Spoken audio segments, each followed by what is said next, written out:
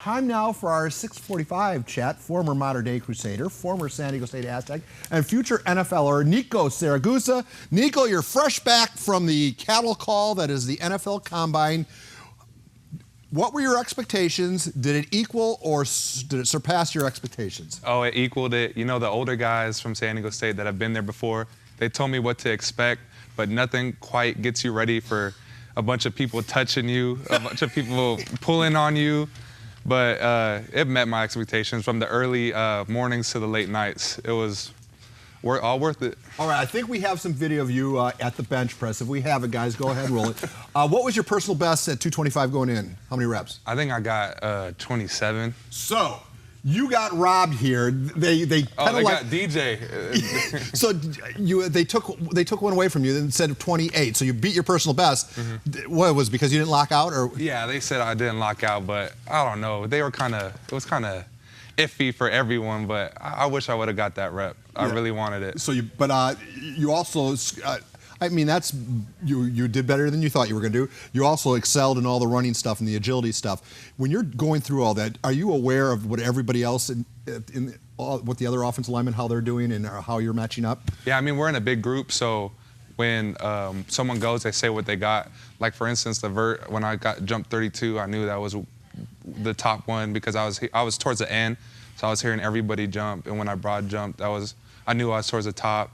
Because they say, like, what you got. And when I was running the short shuttles and all that stuff, all the times that I was hearing, I knew I was towards the top of everything. So, yeah. So, I mean, I'm just your average sportscaster, which means I'm a dumb bunny. But it looks to me like you improved your draft day position. Do you feel that way? I feel like I've helped myself. A lot of people going into this were saying that I wasn't that athletic. And I wanted to go out there and prove everybody that I was athletic. Because as long as my mom thinks I'm athletic, then that knows that, and I believe that I'm athletic, then I want to show everybody that I'm athletic. But it's also a stress test in that they try to stress you out. The Wonderlic thing is always a big deal. Yeah. How tough a test was that? Do you know how you scored? I mean, yeah, especially going into it, they just wake you up, and it's early in the morning. They don't tell you you have it, and you walk into this room, and there's all these test pamphlets, and they tell you, okay, open it, and I mean, I think I did well. I answered a lot of questions, but sometimes that doesn't mean it was good, but I think I did well. And as far as the interview process, you interview with, it's like speed dating, as you mentioned. Exactly. Can you talk a little bit about what was the toughest question? Anybody ask you something super personal, or how'd that go? I mean, no one really asked me anything super personal. I mean,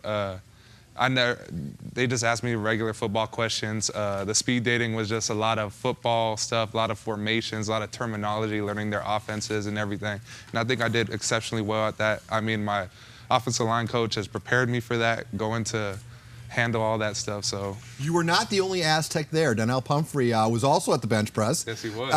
Now, first of all, we busted his chops because he only did 5 reps. But let's face it, the guy weighs 49 pounds less than the bar he was trying to lift. He excelled in the running. Do you think he improved his draft day position? I think so. I mean, just going out there and competing with everybody. And you see him right here. I mean, he's going to bench again at Pro Day. I know he's going to do more. I mean, that whole week leading up to the bench, I mean, it's stressful. I mean, you're a little tired, so you don't quite perform as you want to, but I know he's going to do well. And he showed everybody that he competes, and he's just a little fireball. Yeah, he can run, and he did great in the agility stuff. Maybe he was stressed out from all the Dodger hat stuff. I take you back to the Mesa when he was in there going to sign autographs, trying to help the university out. Exactly. And he wears a Dodger hat, and boy, the Twitter sphere exploded. Exactly. And then you got your beacon. Yes, I did. Can you talk a little bit about social media as far as what a double-edged sword it is for any little thing can become an international incident? Exactly. I mean, thank God this was so localized to San Diego. But, you know, you say one thing, and of course, since we're at the level that we are, it gets magnified times 100. And, you know, I may have said something that I should have reworded a little bit. But at the end of the day, I mean, to go Twitter explode on this guy, to troll this guy, who gave his heart 4 years into the program, Absolutely. who I would do anything for because I blocked from. It's just, you know, that's just where I would come from. Like, I always have his back no matter what. I'm just that loyal. And sometimes it's kind of a bad thing, but I think everyone gives you a pass on that. Speaking of how big things are getting, your football program that you're leaving now, Rocky Long has got the state back on the brink of national prominence, and yet there might be an issue as far as finding a football stadium to play in. What's the word on the Mesa as far as, is that going to, are you going to build a stadium? I mean, I hope so, but at the end of the day, Coach Long, he doesn't care. I mean, all he wants to do is win games. You know him. You interview him Go all play the at time. Southwestern College. Exactly. We could play in front of on our grass field every Saturday, and he wouldn't care as long as we won and we went out there and competed. So that's up to the people way above our pay grade. It'll work out. Yeah. Your story is being replicated. The South Bay football icon going to the Mesa. Does the name Dominique Cadino mean anything to you? Of course, man. That's my little brother right there. Another great South Bay offensive lineman. You look at him, Iron Hog winner.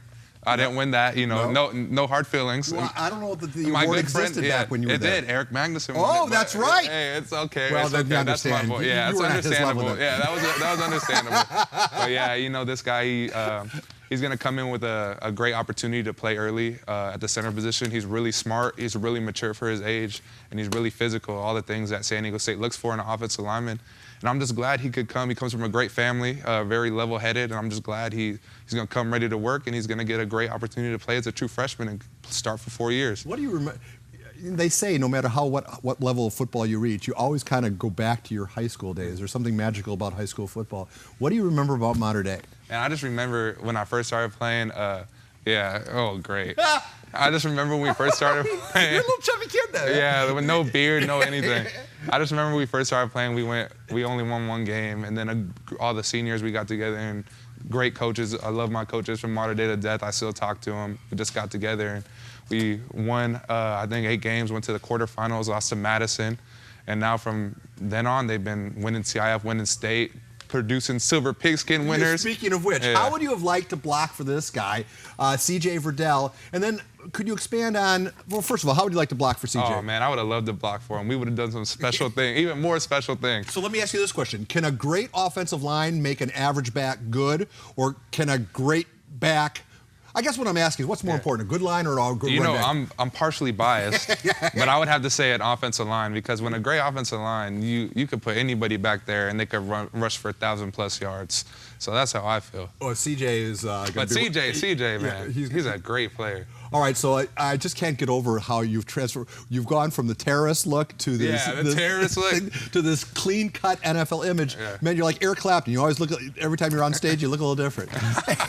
So now you wait for the phone to ring. Exactly. What round are you going to go in? Hopefully as high as I can. I don't know. I can't call it right now, but we'll see. Nico, Siragusa, and Mom and Dad in the studio. Boy, it's been a fun Friday as we bring you legends of the PPR past. Aztec highlights tonight at 10:45 on the ASR, and plus we're everywhere in the county with prep basketball.